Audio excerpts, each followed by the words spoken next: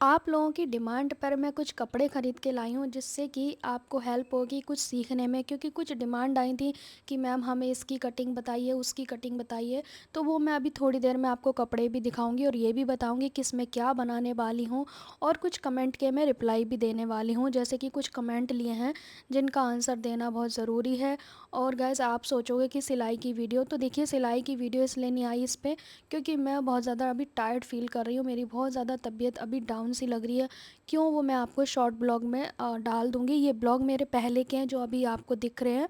ये सभी काम मेरे हो चुके हैं, पर 1 हफ़्ते पुराने ब्लॉग होते हैं तब जाके मैं डाल पाती हूँ। एक कमेंट आया था कि मैम हमारे ना कपड़े हमारे पास जो कस्टमर के आते हैं, कोई अच्छा बताता है, कोई बुरा बताता है, तो मैं कन्फ्यूज़ हो जाती हूँ, डर जाती हूँ। और मेरे घर में छोटे बच्चे भी हैं, मैं ठीक से काम नहीं कर पाती हूँ।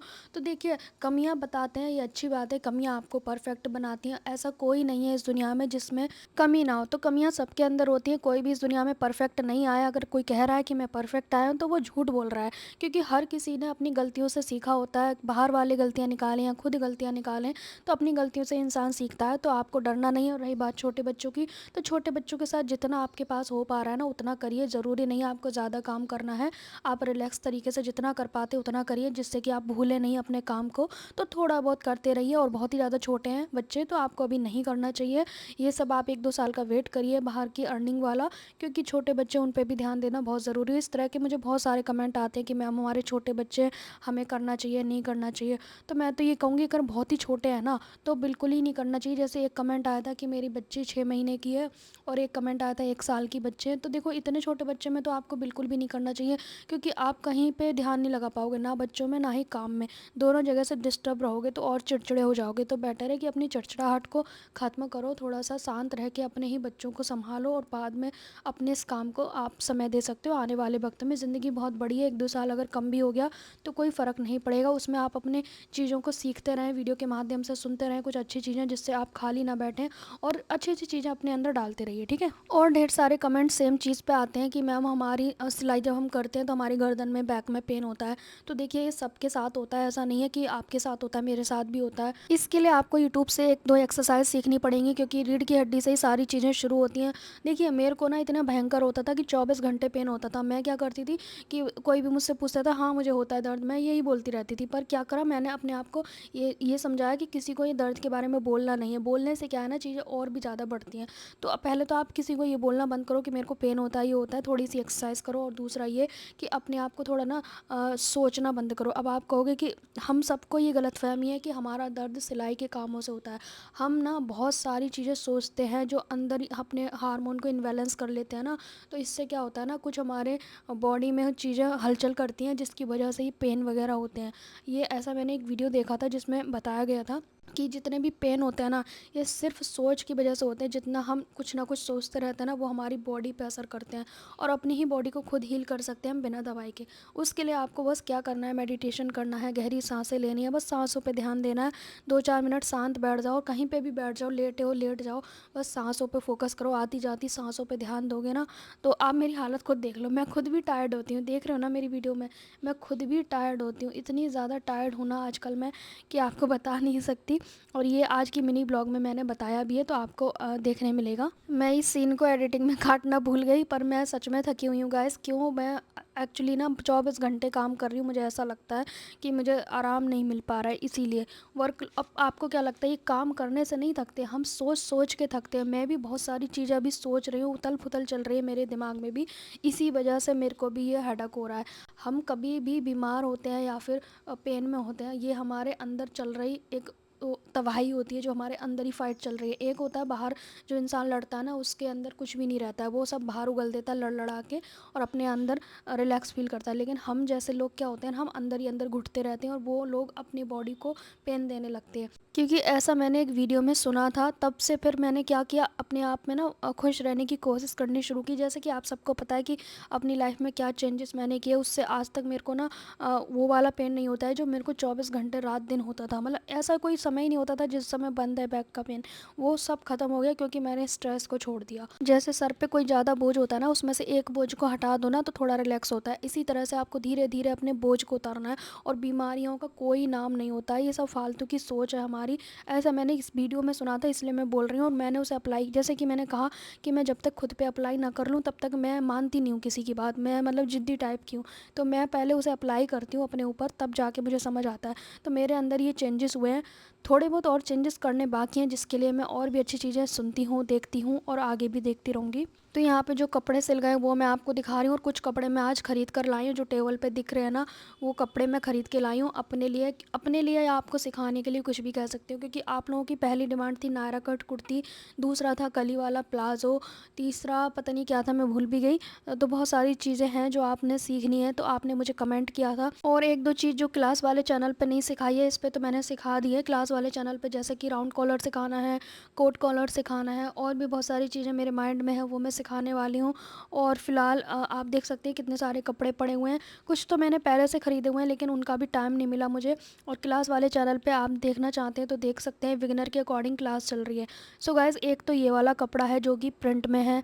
मतलब मुझे कुछ खास पसंद नहीं आए, फिर भी मुझे लाने तो थे, क्योंकि मैं ज़्यादा दूर की मार्केट जाती नहीं हूँ, आसपास की मार्केट से मैं लेकर आ गई हूँ। और मैं आपको बताऊँ, मेरे पति को इनमें से कोई भी कपड़े पसंद नहीं आए हैं, और मैं पता है 1200 रुपये के आसपास के कपड़े ख़रीद कर लाई हूँ। सोचो, मतलब कि सस्ते वाले इतने महंगे आए, और महंगे वाले तो कितने महंगे आएंगे, सोच सकते हो आप। तो और प्रॉब्लम ये है सबसे बड़ी कि मुझे जो बनाना है वो मुझे खुद पहनना नहीं है, और आप लोगों की डिमांड पूरी करने के चक्कर में ये खर्चा मैंने कर डाला। क्योंकि मैं ना सिंपल सोवर कपड़े पहनती हूँ, और आज से नहीं, यूट्यूबर तो मैं चलो 5 साल से बनी हूँ, बट मैं पहले से ही सिंपल सोवर कपड़े पहनती हूँ। शुरू से मैंने ना कॉलर वाले नेक ही पहने हैं, कभी भी मैंने डीप नेक या इस तरह के डिज़ाइनर या कुछ भी नहीं पहना है। लेकिन फिर भी मैं आपको सिखाने के लिए लाई हूँ। जो भी मैं बनाऊँगी बाद में मैं कुछ और बना लूँगी उसका, पहले मैं आपको सिखा दूँगी। तो क्योंकि मेरे पास तो कोई ये भी नहीं है कि छोटी सिस्टर है उसे पहना दूँगी। पहले मेरी नंद थी तो उनके लिए मैं कुछ ना कुछ बनाती रहती थी।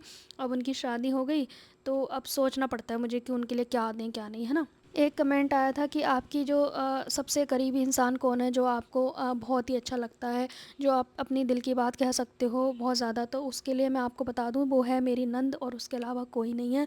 और पति तो है ही खैर, पर जो एक बेस्ट फ्रेंड जैसा रिश्ता होता है ना, वो मेरे नंद के साथ रहा है शुरू से लेके अब तक, और आगे भी ऐसा ही रहने वाला है। उनसे भी कभी मिलवाऊंगी और उनसे अपनी सच्चाई बुलवाऊंगी कि मैं कैसी भाभी हूँ, कैसी क्या हूँ। मैं उनसे एक दिन आपसे मिलवाऊंगी ज़रूर। फिर एक कमेंट आया था कि मैम हम ना सिलाई करते हैं, लेकिन कुछ ना कुछ गड़बड़ हो जाती है, मुझे लगता नहीं है कि मैं कभी सिलाई सीख पाऊँगी। तो देखिए, ये आपकी परीक्षा होती है, जो कि आप कोई भी काम है आपकी परीक्षा लेता है। अगर आप उस पे हार मान गए ना, तो फिर वो चीज़ें नहीं हो पाती हैं। तो आपको हार नहीं मानना है। सिलाई तो काम ही है उधेड़ बुन का, यहाँ तो उधेड़ने से ही सीखना होता है, हर किसी को सीखना पड़ता है। आप लोग भी कमेंट करके बताना कि आपने उधेड़ना बुनना नहीं सीखा था सिलाई का काम करते वक्त। हर कोई गलतियाँ करता है, और आप लोग इसलिए कमेंट करना ताकि जिन्होंने कमेंट किया है उन्हें मोटिवेशन मिले, उन्हें ये समझ में आए कि हम सबके साथ ऐसा हुआ है और होता रहेगा। हम हर रोज़ गलतियाँ करते हैं, हर रोज़ सीखते हैं, क्योंकि हम इंसान हैं इसीलिए। तो आपको ना अपनी गलतियों से डरना नहीं है। और ये अगर आपने हार मान ली ना, तो आप हमेशा के लिए मतलब कि कुछ नहीं कर पाओगे, आप डिमोटिवेट हो जाओगे। अगर आपको लग रहा है कि आपको कहीं अच्छे से समझ नहीं आ रहा, तो आप कोई कोर्स ले सकते हैं, कहीं आसपास अपना सिलाई सीख सकते हैं लोकल में, ठीक है। ऑनलाइन लोग जो कोर्स बेच रहे हैं वहाँ पे सीख सकते हैं। अगर आपको लग रहा है कि मेरे चैनल से सीख सकते हो, तो रिपीट वीडियो देखो। आप मेरे सेकंड चैनल पे क्लास की जो वीडियो आती हैं वो आप देखें। मुझे लगता है सब इतना अच्छा कमेंट करते हैं कि आप दीदी बहुत अच्छा समझाते हो। इतना तो हमने बचपन में अपनी सिलाई सीखी थी तब नहीं समझाया किसी ने। तो देखिए, ऐसा नहीं है कि आप मतलब आपका दिमाग कम है इसलिए आप नहीं सीख पा रहे, ऐसा नहीं है। ऐसा मेरे साथ भी होता है, बहुत सारी चीज़ें ऐसी होती हैं जो हम एक बार में नहीं समझ पाते। अब मैं आपको बताऊं, मुझे अगर मेरे को अपने हस्बैंड से कुछ जानकारी चाहिए होती है ना, किसी भी चीज़ के बारे में, यूट्यूब या किसी भी चीज़ के बारे में, तो मेरे को ना बोल के नहीं समझ आता, मुझे प्रैक्टिकल समझ आता है। मुझे ऐसा लगता है कि मैं खुद करूँगी और मुझे बताते जाओ। तो हर किसी का समझने का अपना एक तरीका होता है, उसके लिए टाइम देना पड़ता है। आपको जैसे अच्छा लगे आप वैसे समझिएगा, पर अपने आप को हार मत मानना। कहीं भी सीखो, पर सीखो ज़रूर, खाली बिल्कुल भी नहीं बैठना है, क्योंकि बाद में हम पछताते हैं। अगर आप अनमैरिड हो तो बिल्कुल भी हार मत मानो, क्योंकि बाद में कोई नहीं आपको शादी के बाद ये कहेगा कि आप ये सीख लो, वो कोर्स कर लो। कोई किसी की चिंता नहीं करता है, आप खुद अपनी चिंता कर सकते हो, या फिर आपके माता पिता। और तीसरा कोई नहीं होता है जो आपके बारे में सोचेगा, ना अभी ना बाद में। एक कमेंट आया कि मैम हमारा सूट बनने के बाद 1 इंच छोटा हो जाता है, हम अगर बॉडी से नाप के सूट सिलते हैं तो 1 इंच छोटा हो जाता है और सिले हुए सूट से नाप लेकर सिलते हैं तो सही रहता है। तो आप खुद सोचो, बॉडी पर जब आप नाप लेते हो तो इंची टेप को बिल्कुल स्ट्रेट रखते होगे, लेकिन जब मैं बॉडी का नाप लेती हूँ तो थोड़ा जो चेस्ट लाइन है उससे थोड़ा नीचे डाउन करती हूँ, क्योंकि 1 इंच हमारा सूट पहनने के बाद चेस्ट के नीचे घुस जाता है, तो वो 1 इंच वही वाला आपका छोटा हो जाता है। तो आपको थोड़ा ना बॉडी मेजरमेंट की वीडियो अच्छे से देखनी चाहिए, या फिर आप जो भी नाप लेते हैं वैसे ही लो, 1 इंच बढ़ा के ले सकते हो। ये छोटी छोटी चीज़ें हैं जिससे आप ना डर जाते हो, डरना थोड़ा ना होता है, इन चीज़ों के साथ तो प्रैक्टिस करनी होती है। आप लोगों से मेरा एक क्वेश्चन ये है कि आपको मेरी ये ब्लॉगिंग टाइप की वीडियो पसंद है या फिर आपको मेरी सिलाई करना पसंद है? इस चैनल पे आप मेरी किस तरह की वीडियो को पसंद करते हो, ये मेरा क्वेश्चन है और आप सबको आंसर दे के जाना है। प्लीज़ आपसे रिक्वेस्ट है कि आपको आंसर दे के जाना है, बाद में आप घर का काम कर लेना। और सेकंड चैनल पे तो खैर मेरा परमानेंट सिलाई का ही रहेगा, क्योंकि वो चैनल मेरा सिलाई के लिए बनाया था और ये चैनल मैंने पर्सनल ब्लॉगिंग के लिए बनाया था। बट मेरा दोनों पे ही सिलाई सिलाई चलता रहता है, क्योंकि मैं यही करती हूँ रात दिन।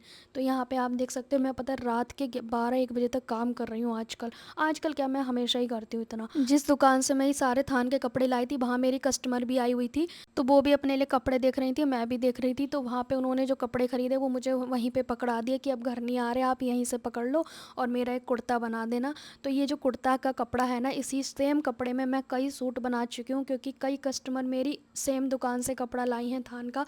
तो मैंने कहा थोड़ा ज़्यादा लाते ताकि बचे, तो मैं अपना सूट बना दूँ। छोटे छोटे बचते हैं उसका कोई फ़ायदा नहीं है। तो मैंने अपने कस्टमर से कहा था अगर तुम्हें नहीं भी लेना हो ना तो मुझे दे देना, मैं अपना बना लूँगी। तो कस्टमर कह रही चाहे तुम अपना बना लेना चाहे मेरा बना देना। देखो कितने प्यारे कस्टमर है मेरी, वहीं से पकड़ा दिए, नहीं आए वो। और यहाँ पे आप लोग कमेंट करते हो कि आपकी वीडियो कौन शूट करता है, तो मैं आपको बता दूँ मेरे हस्बैंड मेरी वीडियो शूट करते हैं जब से मैंने सिलाई वाले क्लास चैनल पर काम करना शुरू किया है। फ़िलहाल रात के 11:30-12 बज रहे हैं और अभी भी मैं शूट करूँगी। ये जो आपको दिखा रही हूँ ना टूल्स, अगर आपको ये ख़रीदने हैं तो वीडियो में टैग कर दूँगी, अगर नहीं ख़रीदने तो इट्स ओके। तो आपको मैं बता दूँ कि मेरे हस्बैंड का बहुत ही बड़ा सपोर्ट सिस्टम है। अगर मैं खुद से कैमरे पे काम करूँ ना तो मैं घंटों हो जाते हैं संभालते संभालते, कई बार तो मैं पूरी कटिंग स्टिचिंग कर लेती हूँ और कैमरा ऑन करना ही भूल जाती हूँ ट्राईपोड पे लगाने के बाद, क्योंकि इस काम में ना बार बार ऑन ऑफ करना पड़ता है। हर 5 मिनट पे आपको मशीन से उठना है, ऑन करना है, ऑफ़ करना है, ये सारी चीज़ें करनी पड़ती हैं। मुझे उड़ने के लिए जो पंख लगाए ना वो मेरे हस्बैंड ने ही लगाए हुए हैं, कि मैं कुछ भी अपनी मर्ज़ी से कर सकती हूँ। मेरी कामयाबी में ना दुगनी खुशी मेरे पति को होती है और इन्हीं के लिए मैं मेहनत कर रही हूँ।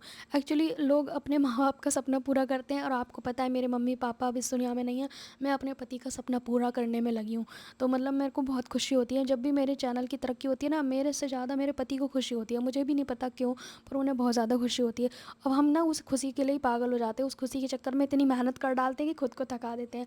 तो इन्हीं की हेल्प से मैं काम करती हूँ। बहुत सारे लोग कहते हैं आप कौन सा ट्राइपॉड यूज़ करते हो, तो भैया मेरे पति हेल्प कर देते हैं। बाकी जो कैमरा नहीं हिल रहा है वो मैं खुद शूट करती हूँ और जहाँ पे कैमरा हिल रहा है मतलब मेरे हस्बैंड उसमें हेल्प कर रहे हैं। और मैं 12-1 बजे तक कटिंग वगैरह कर लेती हूँ, तो जब तक मेरे हस्बैंड भी जागते हैं और मेरी शूटिंग करवाते हैं जितनी मुझे करनी है उतनी।